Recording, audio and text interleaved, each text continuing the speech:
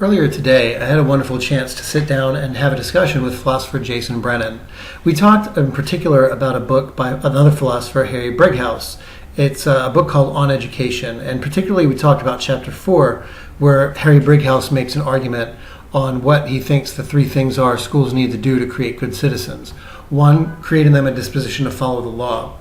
Number two, creating them a disposition to use public channels to further causes of social justice. And number three, in public discourse, to exercise a certain type of civility that might be called public reason liberalism. We talked about those point by point, expressing some disagreement and some possible problem areas with Brighouse's approach. In this video, we're going to talk a little bit more generally in the chapter. We're going to talk about things like whether or not something being valuable is enough to say schools should teach it. And even getting into issues of Brighouse's indication that he would favor laws abolishing private schools.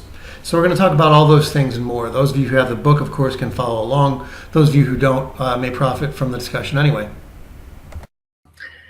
Yeah, and then you also, when we were talking to kind of prepare for this, you had talked about kind of the is-ought distinction. There's a difference between maybe what is important and valuable and what and I guess the facts of the matter in terms of, okay, it might be valuable to teach kids this, but we still have to question, are schools the best place to do that? And in some ways, in several chapters, I mean, he brings up the distinction in other chapters, but he doesn't really bring it up in a way that needs to be done. So the example I like to give is, okay, a lot of people would argue that religion is a really important thing that students should have by the time they get out of school.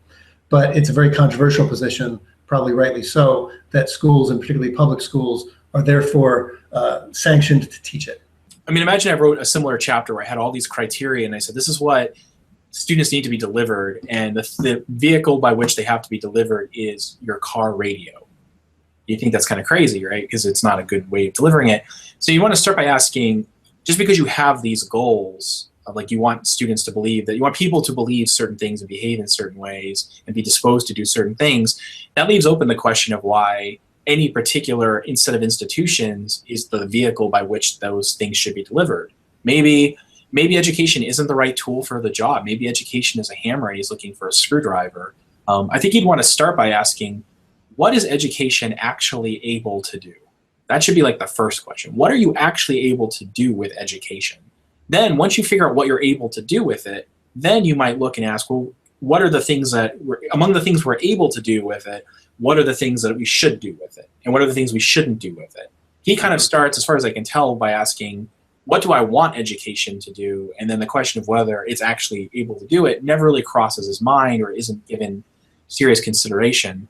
And related to this point, I wanted to talk about, because I think it segues into this, he at one point says that he thinks there's a substantial case to be made for forbidding private schools, and that forbidding private schools is good for public schools. And so let me just stop there and just give a reference to people who may be following along. I believe that was, I don't know the page numbers, but that was close to where it was part 2, the second prong about people pursuing the social justice through, it was about people obeying laws. It was the first one. So he mentioned a case about a parent might have a good reason to send their child to a private school, but he thinks that in reality, there's a good case for social justice to be made by outlawing private schools. So that's the reference. Yeah. So on that note, so one thing I worry about that, I'll ask you about this in a second, is if there's this great argument for it, well, can we see it? Like maybe he makes it elsewhere. He doesn't make it in that chapter. It's sort of like the argument's in the pocket, right? Like, and I'm not going to show it to you, but just so you know, I have it. But the other thing is, Ilya Somin wrote a book about democratic ignorance and was talking about a point like this. And it turns out empirically that, as far as we can tell, the schools that are best at teaching students civics in the way that Brickhouse thinks of civics, this kind of narrow political participation and so on, are the Catholic schools. Empirically, it turns out that students who go to Catholic schools, regardless of what demographics they have, whether they're rich or poor or whatever, they end up being sort of better at participating and have more civics knowledge and background political knowledge than other kinds of students. So it almost looks like, this is why I brought this up, because it almost looks like, well, if you care about these goals that Brickhouse has, then rather than just assuming public schools are the vehicle by which to deliver it, you might look and ask, well, what actually is good at delivering it? It turns out it might not be public schools. It turns out it looks like it's Catholic schools. Right. But further, beyond that point, this is important to him. It's not just that public schools should do these things, but he's worried that private schools are bad. And there's a lot of questions I have about this, which is, one is like, I have 2 children. How much am I required to sacrifice their interests in order to benefit other children's interests? Right.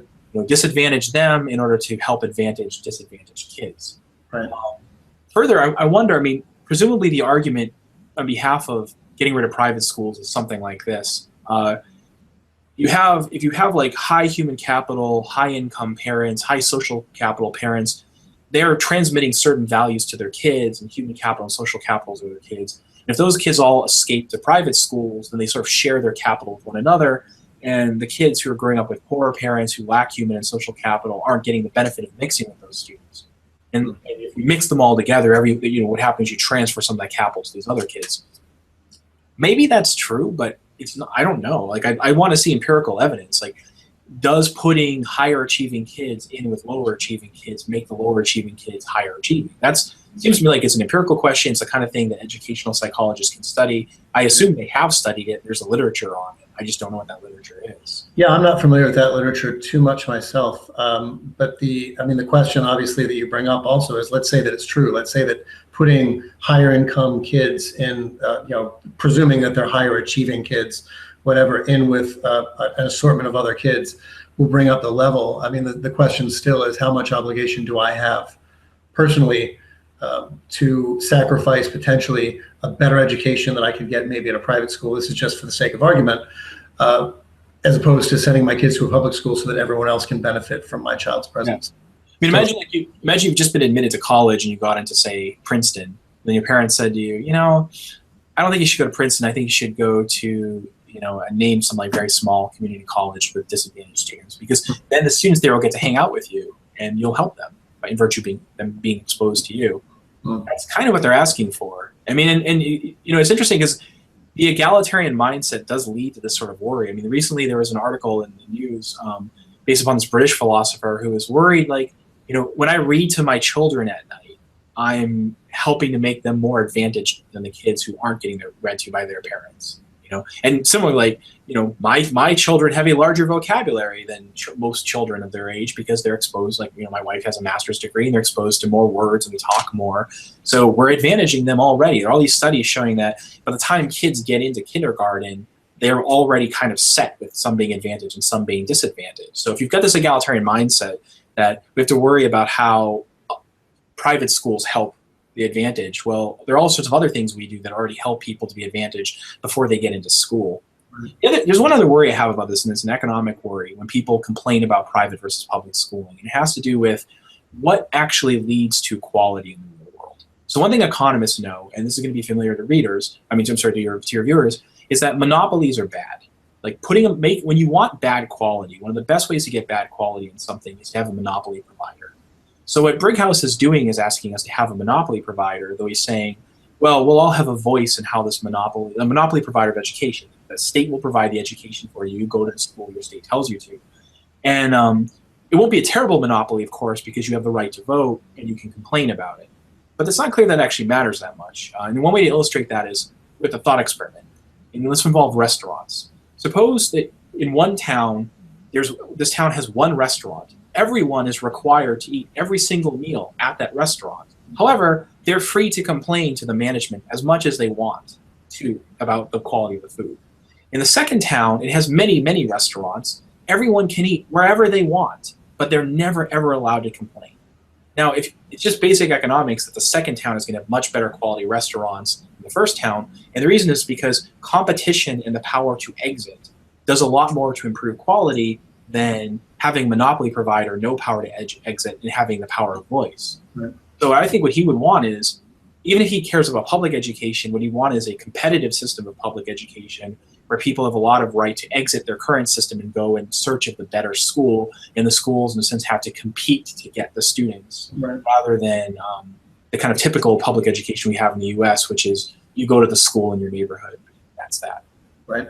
Yeah. There's also a diversity concern there, especially because Brighouse in a previous chapter, like I said, really wants schools to be really diverse and places where people can see a whole lot of different ways of life. So you brought up the studies about Catholic education. I've seen the same studies that it seems like citizenship education is at least as good, if not better, pretty consistently than public education.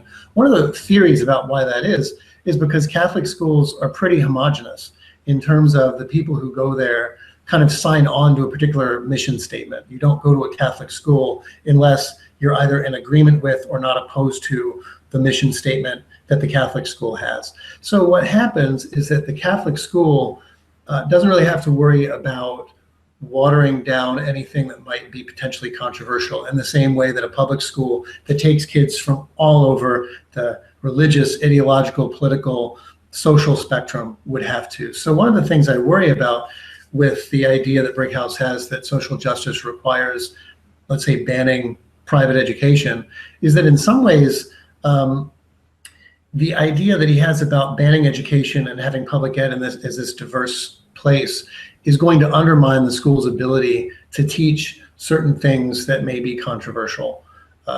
Everyone's going to be a public reason liberal because no one wants to offer an argument that could be rejected by someone with a different religious persuasion. But when you're in a school where everyone has roughly a similar political or religious persuasion, you can do a lot more and you can do it with more enthusiasm. Catholics, for instance, place a very important priority on the virtue of charity and helping the poor. So they can be really enthusiastic about teaching this as a civic virtue.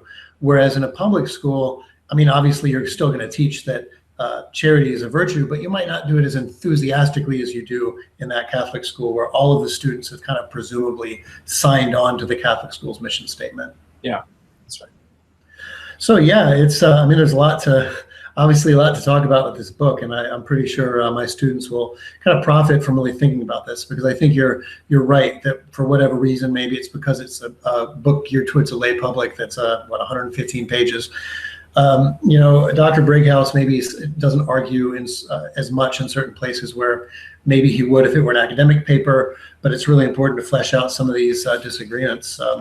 So yeah, I'll leave it to obviously my students and whoever's viewing this video to decide where they stand. And if they haven't read Brighouse's book, hopefully they do. And if they haven't read some of your books, hopefully they pick those up as well. I think the one of your books that's closest related to the chapter we've been talking about, obviously, is the ethics of voting, where you have some similar things to say about, you know, epistemic virtue in voting and things like that. So Dr. Brennan, I thank you very much for your time today. It's been a great discussion. Thanks. Appreciate it. Sure.